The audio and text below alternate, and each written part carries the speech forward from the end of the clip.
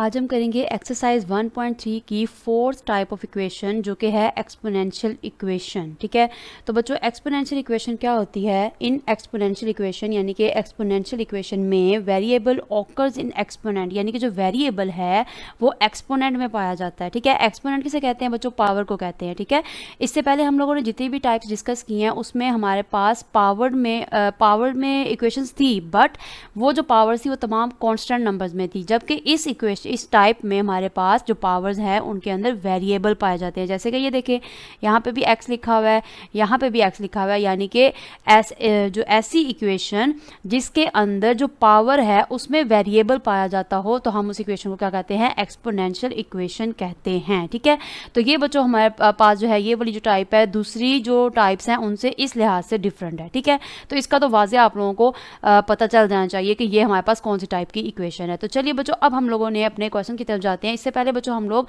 चंद एक जो रूल्स हैं उन्हें चेक कर लेते हैं जिनको हम लोगों ने अपने क्वेश्चन को सॉल्व करने के दौरान जो है वो फॉलो करना है। अब देखिए बच्चों, यहाँ पे हमारे पास अगर जैसा कि हमें मालूम है जब हमारे पास बेस सेम होती है तो पावर्स क्या हो जाती हैं? ऐड हो जाती हैं। फॉर एग्जाम्पल यहाँ पे मेरे पास x की पावर a है मल्टीप्लाई बाय x की पावर b। ठीक है, तो अगर मैं इसको सॉल्व करूं तो मैं इसको इस तरीके से लिख सकती हूँ ना, क्योंकि ये मेरे पास बेस सेम है तो पावर्स क्या हो जाएंगी? ऐड हो जाएंगी। ठीक है, सेम इसी तरीके से x की पावर अगर 2 है मल्टीप्लाई बाय x की पावर 2, तो बेस क्या है? सेम है, तो ये कॉमन ले लेंगे, उनकी पावर्स को क्या कर देंगे? ऐड कर देंगे। जब ऐड करेंगे तो ये आंसर क्या आ जाएगा? x की पावर 4 आ जाएगा। ठीक है, इसी तरीके से अगर मेरे पास यहाँ पे अब बच्चों को इसको मैं उल्ट करना चाहूँ, ये जिस तरीके से मेरे पास लिखा हुआ है x की पावर a प्लस b, तो हमें मालूम है कि बेस सेम होती है तो पावर्स ऐड होती हैं, यानी कि ये जो इस शेप में ये इक्वेशन आ रही है, ये अमाउंट आ रहा है, दैट मीन्स कि इसकी बेस सेम थी तभी तो इनकी पावर्स ऐड हो रही हैं।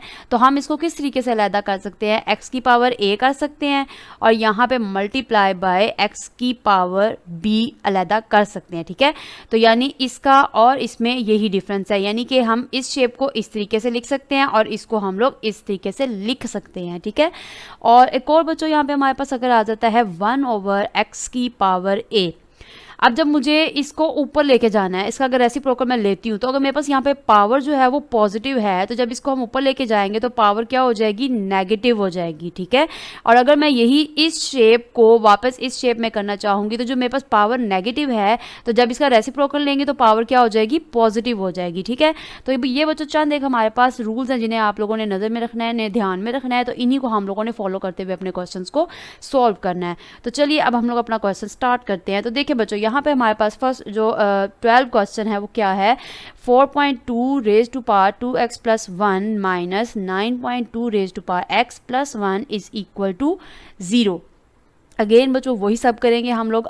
करना क्या है हम लोगों को कि किसी भी शेप में हमारे पास इक्वेशन आ जाए हम लोगों ने उसको कन्वर्ट किस में करना है? क्वाड्रेटिक इक्वेशन की स्टैंडर्ड फॉर्म में ही कन्वर्ट करना है। ठीक है, यानी हम लोगों ने अपने क्वेश्चन को इस तरीके से सॉल्व करना है अपनी इक्वेशंस को कि उसकी जो शेप है वो क्वाड्रेटिक इक्वेशन की स्टैंडर्ड फॉर्म में कन्वर्ट हो जाए, फिर उसके बाद हमारी मर्जी है, हम उसको जिस भी तरीके से सॉल्व करना चाहें सॉल्व कर सकते हैं। ठीक है, तो अगेन अब यहाँ पे हम लेट क्या करेंगे? देखिए बच्चों, अब अगर मैं सबसे पहले तो यहाँ पे इसको हम लोग अगर सिंप्लीफाई करें, अब ये मेरे पास लिखा हुआ है 2 raise to power 2x plus 1।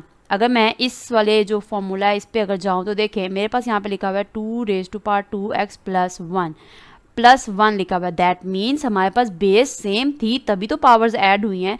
तो अगर मैं इसको 2 रेज टू पावर 2x को अलहदा कर दूँ मल्टीप्लाई बाय 2 की पावर 1 को अलहदा कर दूँ, कोई फ़र्क तो नहीं ना पड़ता। क्यों? क्योंकि आप इसको इस शेप में भी लिख सकते हैं और इस वाले को इस शेप में लिख सकते हैं। ठीक है, तो चलिए पहले तो हम लोग इसको इस तरीके से सेपरेट कर लेते हैं। तो यहाँ पे हो जाएगा 4 multiply by 2 raise to power 2x multiply by 2 की पावर 1, ये हमने अलहदा कर दी। ठीक है, अब ये minus 9.2 raise to power x ऐसे ही आ जाएगा प्लस 1 इज इक्वल टू 0। ठीक है, तो अब ये बच्चों 4 और 2 रेज टू पावर 1 तो हम इनको मल्टीप्लाई कर देते तो ये हमारे पास बन जाएगा 8 multiply by 2 raise to power 2x minus 9.2 इसकी power x plus 1 is equal to 0। अब यहाँ पे बच्चों हम लोगों ने y के इक्वल किस नंबर को लेट करना है? देखें यहाँ पे अगर मैं 2 की पावर x को y के इक्वल लेट करती हूँ और उसके बाद जब मैं y का स्केयर लूँगी तो देखिए बच्चों यहाँ पे मैं लेट करते हैं हम लोग, let y is equal to 2 raise to power x, ठीक है। तो यानी कि यहाँ पे क्या आ गया, 2 रेज टू पावर, जहाँ पे x लिखा हुआ है यहाँ पे मैं y पुट करूँगी। अब मैं यहाँ पे ऐसा क्या करूँ कि मेरे पास 2 रेज टू पावर 2x आना चाहिए। तो जब मैं y का स्क्वायर लूँगी, जब मैंने y का स्क्वायर लिया तो मेरे पास बच्चों क्या आ जाएगा, जैसे कि हमें मालूम है कि अगर हम लोग 2 रेज टू पावर 2x इस तरीके से किसी अमाउंट का स्क्वायर लेते हैं तो जो आप ये जो दोनों ऊपर पावर्स होती हैं ना, ये डायरेक्ट मल्टीप्लाई हो जाती हैं, ठीक है। यानी कि 2x और ये जो बाहर वाली पावर है, ये दोनों आपस में जब डायरेक्ट मल्टीप्लाई हो जाएंगी, सॉरी यहाँ पे x है बच्चों, 2 नहीं है, तो ये है 2x होल पावर 2। तो मेरे पास इसका आंसर क्या बन जाएगा, 2 रेज टू पावर 2x, ठीक है। तो अब यहाँ पे क्या होगा कि जहाँ पर यहाँ पे इसकी हम लोग इक्वेशन 1 का नाम दे देते हैं। तो जब हमारे पास इक्वेशन 1 में जहाँ पर 2 रेज टू पावर x है वहाँ पर हम लोगों ने सिंगल y पुट करना है, जबकि 2 रेज टू पावर 2x है जहाँ पर, वहाँ पर हम क्या पुट कर देंगे, y स्क्वायर पुट कर देंगे, ठीक है। तो चलिए बच्चों अब हम लोग अपनी इक्वेशन में ये वैल्यूज़ पुट करते हैं। यहाँ पे हम लिख देंगे इक्वेशन 1 बिकम्स एज, तो बच्चों इक्वेशन 1 हमारे पास क्या बनी, यहाँ पे आ जाएगा 8 जो है वो एज इट इज़ आ जाएगा, मल्टीप्लाई, पहले हमारे पास क्या है 2 raise to power 2x, that means यहाँ पे क्या आ जाएगा y स्क्वायर, फिर आ जाएगा -9 मल्टीप्लाई बाय y, क्योंकि वहाँ पे हमारे पास क्या था 2 रेज टू पावर x था, ठीक है, और +1 इज इक्वल टू 0। ये हो गया। अब हम लोग इसको सिंप्लीफाई करते हैं, ये हो जाएगा 8y square -9y +1 is equal to 0। तो ये बच्चों हमारे पास कौन सी शेप की इक्वेशन बन गई, ये हमारे पास क्वाड्रेटिक इक्वेशन की स्टैंडर्ड फॉर्म में जो इक्वेशन है वो कन्वर्ट हो गई है, ठीक है। अब यहाँ से हमारी मर्जी है, हम लोग चाहे इसको फैक्टराइजेशन मेथड से सॉल्व करें, चाहे कंप्लीटिंग स्क्वायर से सॉल्व करें, वो आप लोगों की अपनी मर्जी है, ठीक है। तो मैं बच्चों इसको फैक्टराइजेशन मेथड से सॉल्व करूँगी। तो बच्चों अब इसको हम लोग फैक्टराइज करते हैं। उसका प्रोसीजर क्या है, पहली और लास्ट जो अमाउंट है इनको हम मल्टीप्लाई करते हैं, तो हमारे पास आ जाएगा 8y स्क्वायर, ठीक है। तो अब हमने कोई से दो नंबर ऐसे लेने हैं जिन्हें मल्टीप्लाई करें तो 8y स्क्वायर आए, और उन्हीं नंबर्स को अगर ऐड या सब्ट्रैक्ट करें तो हमारे पास क्या आना चाहिए, -9 आना चाहिए, ठीक है। तो चलिए इसके हम लोग फैक्टर्स देखते हैं। अगर बच्चों इसको हम लोग 1 से स्टार्ट करें तो 1 को जब ऑब्वियस है जब 1 से डिवाइड करेंगे तो 8 ही आएगा, तो ये हमारे पास 8 आ जाता है, ठीक है। तो देखें अगर मैं इन दोनों नंबर्स को आपस में मल्टीप्लाई करती हूँ तो मेरे पास 8 आता है, और अगर मैं इन्हीं नंबर्स को ऐड करती हूँ तो मेरे पास 9 भी आ रहा है ना। और अब देखें, अब हम लोगों ने डिसाइड करना है कि हमें साइंस कौन से लेने होंगे, क्यों, क्योंकि देखें बच्चों मल्टीप्लाई करें तो पॉजिटिव में आंसर आना चाहिए, और अगर उसे ऐड करें तो हमारे पास नेगेटिव में आंसर आना चाहिए। दैट मीन्स कि हम लोग दोनों जो साइंस हैं वो कौन से लेंगे, माइनस के लेंगे। तो चलिए यही हमारे दो नंबर हैं, इन्हें पुट करते हैं। तो यहाँ पे 8y स्क्वायर जो है वो एज इट इज़ आ जाएगा, ठीक है। उसके बाद यहाँ पे आएगा -8y -y +1 is equal to 0। देखिए बच्चों अब इन दोनों को जब मल्टीप्लाई करेंगे तो 8y स्क्वायर आ रहा है हमारा, ठीक है, पॉजिटिव 8y स्क्वायर, क्योंकि माइनस माइनस प्लस होता है, और अगर इन्हीं को मैं ऐड करती हूँ तो माइनस माइनस प्लस होता है, बट साइन कौन सा आएगा, जो बड़ी अमाउंट के साथ होगा, ठीक है। आई होप आपको इसकी समझ आ गई होगी। तो चलिए अब हम लोग इसका और इसका पेयर बना लेते हैं, इसका और इसका पेयर बनाते हैं। तो यहाँ से बच्चों अगर मैं 8y कॉमन ले लेती हूँ तो क्या बन जाएगा, y -1, और यहाँ से अगर -1 कॉमन लेते हैं तो ये हो जाएगा y -1 इज इक्वल टू 0। अब बच्चों यहाँ पे इनके पेयर्स बना लेते हैं, तो ये हो जाएगा 8y -1, ठीक है, और सेकंड पेयर क्या है, ये दोनों सेम है तो एक कॉमन ले लेंगे, ये हो जाएगा y -1 इज इक्वल टू 0। अब इसका क्या मतलब है कि जो दोनों हमारे पेयर्स हैं इनको किसके इक्वल लेंगे, 0 के इक्वल पुट करते हैं। 8y -1 is equal to 0 and second one is y -1 is equal to 0। अब यहाँ से y की वैल्यूज निकाल लेते हैं, ये हो जाएगा 8y इज़ इक्वल टू +1 हो जाएगा, ये -1 यहाँ पे शिफ्ट हुआ तो, और यहाँ पे हो जाएगा y इज़ इक्वल टू +1, ठीक है। ये तो हमारे पास एक वैल्यू y की आ गई। अब यहाँ से y की वैल्यू कैसे निकालेंगे, यहाँ से बच्चों 8 हटाना है तो दोनों तरफ 8 से हम क्या कर देंगे, डिवाइड कर देंगे, तो ये हो जाएगा y इज़ इक्वल टू 1/8, ठीक है जी। तो ये सेकंड y की वैल्यू भी आ गई। अब बच्चों हम क्या करेंगे, y को हम लोगों ने किस जो है वो वैल्यू के इक्वल लिया था, y को हम लोगों ने 2 रेज़ टू पावर x के इक्वल लिया था, ठीक है। तो अब अगेन y को हम लोगों ने उसकी वैल्यू जो है वो रिटर्न करनी है, तो यहाँ हम लिख देते हैं put y is equal to 2 raise to power x, ठीक है जी। तो पुट कर लेते हैं, यहाँ पे आ जाएगा 2 raise to power x is equal to 1/8, और इधर आ जाएगा 2 raise to power x is equal to 1। अब बच्चों यहाँ पे हमें एक और मैथ का रूल जो है उसको यूज़ करना होगा। देखिए बच्चों जैसे कि हमें मालूम है, अगर किसी भी नंबर के ऊपर फॉर एग्जांपल a की पावर 0 है, अगर किसी भी कांस्टेंट नंबर की पावर 0 होती है तो हमारे पास आंसर 1 ही आता है। ठीक है, अगर किसी भी कांस्टेंट नंबर की पावर 0 है तो हमारे पास आंसर में क्या आता है, 1 ही आता है हमारे पास। ठीक है, अब यहाँ पे बच्चों देखिए मेरे पास एक तरफ 2 रेज़ टू पावर x है, तो जैसे कि हमें मालूम है फॉर्मूले के मुताबिक कि अगर मैं यहाँ पे 2 रेज़ टू पावर 0 कर दूंगी तो आंसर क्या आएगा, 1 आएगा। तो इसमें कोई फ़र्क तो नहीं पड़ेगा ना, क्योंकि यहाँ पे तो ऑलरेडी 1 लिखा हुआ है। तो अब हमें क्योंकि यहाँ पे x की वैल्यू फाइंड आउट करनी है, तो अगर मैं यहाँ पर, और हमें कोई सा बेस में कोई से ऐसे नंबर चाहिए जो दोनों आपस में सेम हो जाएं। ठीक है, यानी कि दोनों जो बेसिस हैं वो आपस में इक्वल हो जाएं।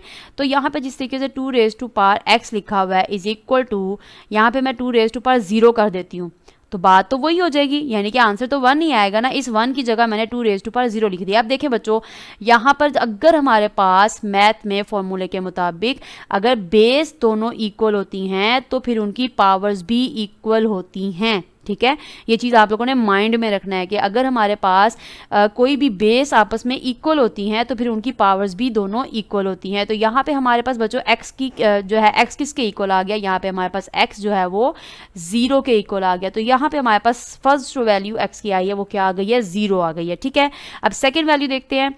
तो देखिए बच्चों, यहाँ पे हमारे पास क्या लिखा हुआ है, 2 raise to power x is equal to 1/8। अब बच्चों जैसे कि हमें मालूम है, अगर हमें यहाँ पर जिस तरीके से यहाँ पे 8 लिखा हुआ है, तो मुझे ऐसा कोई नंबर चाहिए जिसको मैं मल्टीप्लाई करूँ तो मेरे पास आंसर में 8 आए। ठीक है, और बात वही है कि बेस इक्वल करनी है 2 के, तो मैं 2 को कितनी बार मल्टीप्लाई 2 से ही करूँगी कि मेरे पास आंसर में 8 आएगा। अगर मैं 2 को 3 टाइम 2 से ही मल्टीप्लाई करूंगी तो मेरे पास आंसर क्या आ जाएगा, 8 आ जाएगा। यानी कि अगर मैं 2 रेज़ टू पावर 3 लिख भी देती हूँ तो कोई फ़र्क नहीं पड़ेगा। ठीक है, तो चलिए अब हम लोग यहाँ पे इसको 8 की जगह पे 2 रेज़ टू पावर 3 पुट करते हैं और देखते हैं आंसर क्या आता है। तो ये हो जाएगा 2 raise to power x is equal to 1/2 raise to power 3, यानी कि यहाँ पे 2 रेज़ टू पावर 3 इक्वल किसके होगा, 8 का ही होगा। ठीक है, अब देखिए बच्चों, यहाँ पर एक और हमारा फॉर्मूला जो है वो यूज़ हो, जो कि मैं आप लोगों को ऑलरेडी बता चुकी हूँ कि अगर हमारे पास 1/x की पावर a लिखी हुई है, इसको मैं अगर ऊपर कर दूंगी तो ये क्या हो जाएगा, इसकी पावर क्या हो जाएगी, नेगेटिव हो जाएगी। ठीक है, अब क्योंकि मुझे बेस इक्वल करनी है तो मैं क्या करूंगी, 2 raise to power x is equal to, ये 2 रेज़ टू पावर 3 है ना, इसको मैं ऊपर ले जाऊंगी तो ये हो जाएगा 2 की पावर -3। अब जैसे कि मैंने बताया, अब दोनों बेस क्या हैं, इक्वल है, दैट मीन्स इनकी पावर्स भी इक्वल हो जाएंगी। तो यहाँ पर हमारे पास x की वैल्यू क्या आ गई, -3। ठीक है, तो ये बच्चों हमारे पास क्वेश्चन नंबर जो 12 है वो सोल्व हो गया और हमारे पास आंसर क्या आया है, इसका सोल्यूशन सेट आया है, solution set is equal to -3 and 0। तो ये बच्चों हमारे पास क्वेश्चन नंबर 12 जो है वो सोल्व हो गया। चलिए अब क्वेश्चन नंबर 13 देखते हैं। जी बच्चों, क्वेश्चन नंबर 13 है 3 raise to power 2x plus 2 is equal to 12.3 raise to power x minus 3। ठीक है, तो पहले बच्चों इसको हम लोग रीअरेंज कर लेते हैं, यानी तमाम वैल्यूज़ को एक साइड पे कर लेते हैं। तो ये आ जाएगा 3 raise to power 2x plus 2, ये प्लस 12.3x है तो यहाँ पे आकर हो जाएगा minus 12.3 raise to power x, ये -3 है तो यहाँ पर आकर हो जाएगा +3 इज इक्वल टू 0। अब जिस तरीके से हम लोगों ने क्वेश्चन नंबर 12 में किया है, अगेन वही फॉर्मूला यूज़ करते हुए हम क्या कर सकते हैं कि 3 रेज़ टू पावर 2x को हम अलहदा कर लेंगे। ठीक है, और यहाँ पे मल्टीप्लाई कर देंगे किसको, 3 की पावर 2 को। ठीक है, अब यहाँ पे आ जाएगा -12 multiply by 3 raise to power x plus 3 is equal to 0।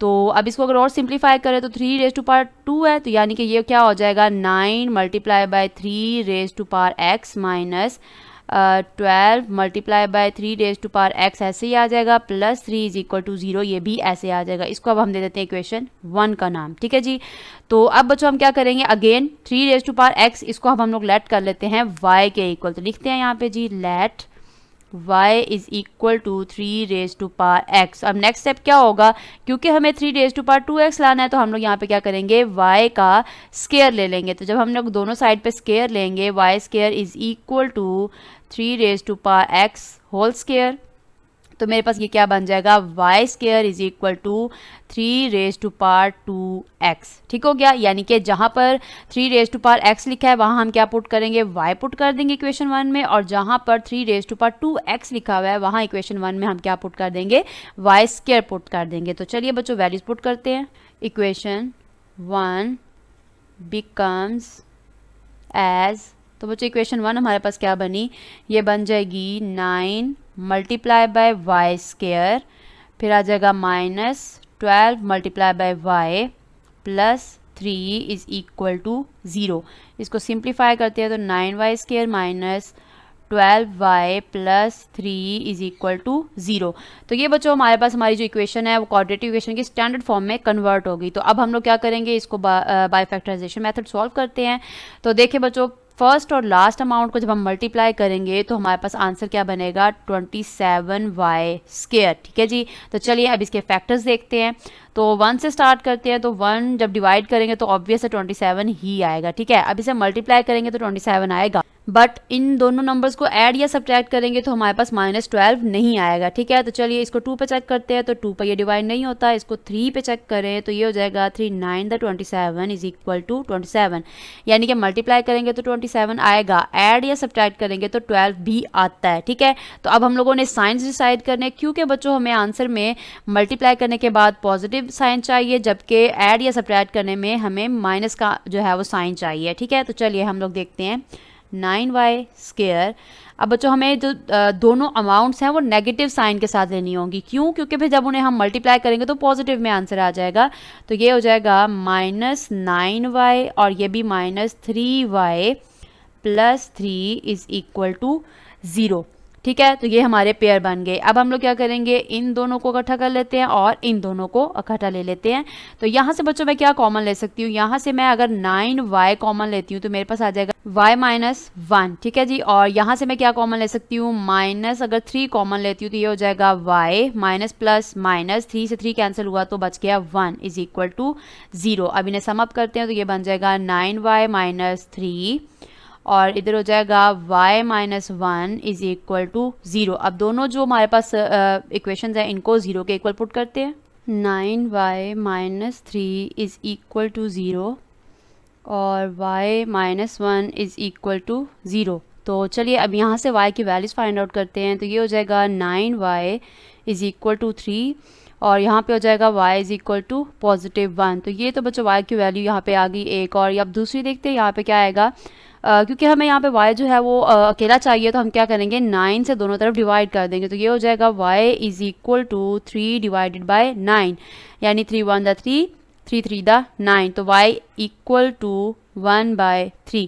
तो ये बच्चों y की सेकंड वैल्यू भी आ गई। अब हम लोग क्या करेंगे, y को उसकी वैल्यू जो है वो रिटर्न कर देंगे। तो y को बच्चों हम लोगों ने किसके इक्वल लेट किया था, यहाँ पे लिखते हैं put y is equal to 3 raise to power x। ठीक है, तो अब हम लोगों ने 3 रेज टू पावर x को 1 के इक्वल भी ले लेना है और फिर 1/3 के इक्वल भी ले लेना है। 3 raise to power x is equal to 1/3 और यहाँ पे हो जाएगा 3 raise to power x is equal to 1। तो अब बच्चों अगेन वही करेंगे, यहाँ पे क्या करते हैं हम लोग के 3 रेज टू पावर x है ना, अब क्योंकि हमें बेस इक्वल चाहिए, बेस सेम चाहिए, तो ये जो 1/3 है इसको मैं क्या कर दूंगी, ऊपर शिफ्ट कर दूंगी। तो अभी यहाँ पे 3 की पावर क्या है, +1 है। तो जब ये ऊपर जाएगा यानी इसका रेसिप्रोकल करेंगे तो ये 3 की पावर क्या हो जाएगी, -1 हो जाएगी। तो ये हो जाएगा 3 -1। ठीक है, और यहाँ पर बच्चों जैसे कि मैंने आपको बताया कि किसी भी कांस्टेंट नंबर के ऊपर अगर उसकी पावर 0 है तो वो किसके इक्वल हो जाएगा, 1 के इक्वल हो जाएगा। तो क्योंकि हमें बेस जो है वो इक्वल चाहिए तो अगर मैं 3 की पावर 0 करती हूँ तो हमारे पास तब भी आंसर 1 ही आएगा, तो इस पर कोई फर्क नहीं पड़ने वाला। ठीक है, तो ये हो जाएगा 3 raise to power x is equal to 3 raise to power 0। तो अब ये दोनों बेस जब इक्वल होंगी तो लाजमी बात है उनकी पावर्स भी इक्वल होंगी। तो यहाँ पे x की वैल्यू क्या आ गई, x इज इक्वल टू -1 आ गया और यहाँ पर x की जो वैल्यू वो क्या आ जाएगी, x इज इक्वल टू 0। ठीक है बच्चों, आई होप आपको इसकी जो है वो अच्छे से समझ आ गई होगी। ये ईजी है जो पिछली टाइप्स हैं उनकी निस्बत। ठीक है, तो क्वेश्चन नंबर 13 का सोल्यूशन सेट क्या हो गया, solution set is equal to -1 0। ठीक है जी, तो ये हमारा क्वेश्चन नंबर 13 भी सोल्व हो गया। चलिए अब क्वेश्चन नंबर 14 देखते हैं। तो बच्चों क्वेश्चन नंबर 14 है 2 raise to power x plus 64 multiply by 2 raise to power -x minus 20 is equal to 0। तो जैसे कि बच्चों हमें नज़र आ रहा है कि दोनों की जो पावर्स हैं वो इक्वल हैं, बस फ़र्क किस चीज़ का है, साइंस का फ़र्क है। तो देखिए बच्चों, अगर मैं two raise to power X तो ऐसे ही आ जाएगा प्लस 64 मल्टीप्लाई बाय, अब देखिए बच्चों जैसे कि अभी हम लोगों ने पीछे क्वेश्चन सॉल्व किए कि अगर यहाँ पे 1/x की पावर a है, ये अब पॉजिटिव इसकी पावर है, तो जब इसका रेसिप्रोकल लेंगे तो पावर जो है वो नेगेटिव हो जाएगी, यानी कि साइन चेंज हो जाएगा। तो इसी तरीके से अब जिस तरह यहाँ पे मेरे पास क्या है, 2 raise to power minus X है, अगर मैं इसका रेसिप्रोकल लेती हूँ तो इसकी पावर क्या हो जाएगी, पॉजिटिव हो जाएगी, यानी कि जब पावर नीचे शिफ्ट हो जाएगी तो इसकी जो पावर है वो चेंज हो जाएगी, सॉरी साइन जो है वो चेंज हो जाएगा। तो ये हमारे पास आंसर क्या आ जाएगा, 1/2 raise to power X minus 20 is equal to 0। तो अब जैसे कि बच्चों दोनों वैल्यूज हमारे पास सेम है तो हम लोग लेट करते हैं, let y is equal to 2 raise to power x। ठीक है जी, इसको इक्वेशन 1 का नाम दे दिया। तो चलिए यहाँ पे लिखते हैं इक्वेशन 1 बिकम्स एज, तो इक्वेशन 1 हमारे पास क्या है, यहाँ पे 2 रेज टू पावर x है तो क्या लिख देंगे, y plus 64 multiply by 1/y minus 20 is equal to 0। तो अब देखिए बच्चों यहाँ पे y की पावर क्या है, 1 है, जबकि हमें क्वाड्रेटिक इक्वेशन की स्टैंडर्ड फॉर्म में कन्वर्ट करना है। तो हमें पता है कि जो क्वाड्रेटिक इक्वेशन होती है उसकी जो हाईएस्ट पावर होती है वो क्या होती है, 2 होती है। तो अब हम लोग क्या करेंगे, यहाँ पे इसका एलसीएम लेंगे, ये 1/y लिखा हुआ है, ठीक है। तो अब इसका हम एलसीएम लेंगे और एलसीएम में हमारे पास आंसर आएगा y। तो y को हमने ऊपर वाली तमाम टर्म्स के साथ मल्टीप्लाई कर देना है। तो देखते हैं आंसर क्या आता है, y multiply by y plus 64 multiply 1/y multiply by y minus 20 multiply by y is equal to 0। ये y इस y से हो गया कैंसिल, तो यहाँ पे क्या बन जाएगा, y स्क्वायर, इसको साथ ही रीअरेंज कर लेते हैं, ये हो जाएगा minus 20y plus 64 is equal to 0। ठीक है बच्चों, तो अब ये हमारे पास क्वाड्रेटिक इक्वेशन की स्टैंडर्ड फॉर्म बन गई। तो अब हम क्या करेंगे, इसको फैक्टराइज करेंगे। तो पहली और जो लास्ट वाली अमाउंट है इसको जब हमने मल्टीप्लाई किया तो हमारे पास बन जाएगा 64y स्क्वायर। ठीक है, तो चलिए बच्चों 64 के अब हम लोग फैक्टर्स देखते हैं। तो अगर मैं इसको 1 पे डिवाइड करूंगी तो वो 64 ही आएगा। ठीक है, लेकिन अगर हम इसको ऐड या सब्ट्रैक्ट करते हैं तो -20 आंसर में नहीं आएगा। ठीक है, तो इसको 2 पे चेक करते हैं, 2 3 द 6 2 2 द 4। तो देखिए बच्चों मल्टीप्लाई करने से 64 आ रहा है बट 20 नहीं आएगा आंसर में। ठीक है, आप चेक भी कर सकते हैं साथ साथ।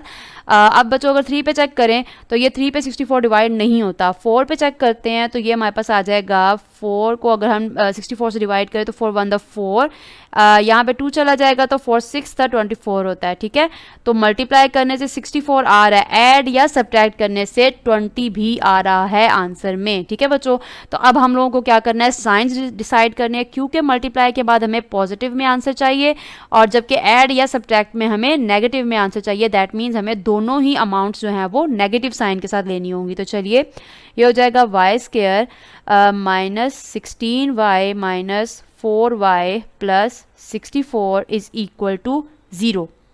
तो अब बच्चों इसका और इसका पेयर बन जाएगा और इन दोनों का पेयर बन जाएगा। अब देखिए यहाँ से अगर मैं y कॉमन लेती हूँ तो मेरे पास आंसर आ जाएगा y माइनस 16, और यहाँ से -4 अगर कॉमन लेते हैं तो ये हो जाएगा y माइनस प्लस माइनस 64 को 4 से डिवाइड किया तो क्या आएगा, 16 आ जाएगा। ठीक है, is equal to 0।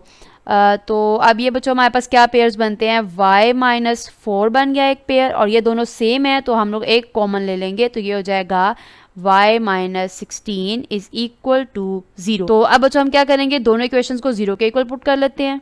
y minus 4 is equal to 0 और इधर आ जाएगा y minus 16 is equal to 0।